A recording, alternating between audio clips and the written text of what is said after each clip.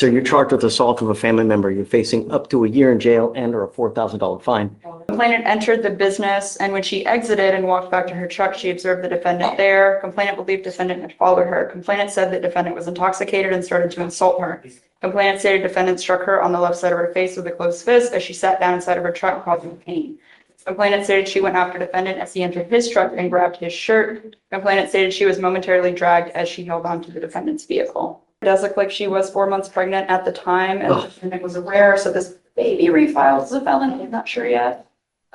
Mr. Tejada, I'm going to find that there's sufficient probable cause to go forward with the case. I'm now ordering you not to consume alcohol, illegal drugs, unprescribed controlled medication. If I find that you're using, I will revoke your bond, put you in jail. I'm going to do everything in my power to protect my public at all costs. Do you understand? Yes, sir. You are not to have any contact with the complaining witness in this case, not to be in possession of weapons. And I'm now entering what's called a magistrate order for emergency protection. This is a court order that identifies Ms. Lopez Leiva as a protected individual. You cannot commit family violence or an assault against this person. Commit an act in furtherance of an offense under section 42.072 of the Texas Penal Code, which is the stalking statute. You cannot threaten, harass, use another person to communicate a threat or harassing behavior. You cannot be in possession of a weapon or go within 200 feet of where she lives or where she works. Do you understand? Sir.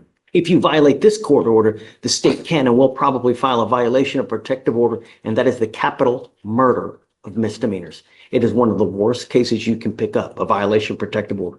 Do you understand? Sir. You pick up one of those, violate conditions, I can have a hearing to hold you at no bond, zero bond, and I'll do it in a heartbeat to protect my county. Amend those or have them reflect the no threat and harassing communication instead of no contact. They do. They haven't been able to reach her. They haven't, but the DA hasn't, but that she has spoke with her back. And she had spoken to the back and told her that she did want to proceed with the case. She would.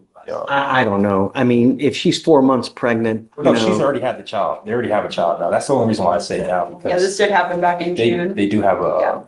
If, child. let's do this. I want to know, I mean, if that VAC was done, that VAC was done in 2024.